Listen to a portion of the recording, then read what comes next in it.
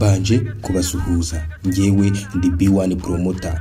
Uyu munsi tugiye kugaruka ku mateka ya Bull Dogg. Bull Dogg ni umwe mu bahanzi bakunzwe mu Rwanda mu njyana ya hip hop. Umusore witabiriye Guma Guma Superstar inshuro zirenga ebyiri. Ndayishimiye Malik Bertrand niyo mazina ye y'ukuri, umenyerewe nka Bull Dogg. Yavutse ku itariki 16 ukwezi kwa 9 umwaka w'1988. Jetnajemo yururuka byasabye mama kuvunika, abaganga bagakora ibishoboka bagomba kumusaba gusunika. Zaineza amanywa mu bitaro by'ababyeyi CHK, OG Mozabe King Joffrey nibwo yaje gusohoka. Ni umuraperi ukora injyana ya hip hop by'umwihariko iyo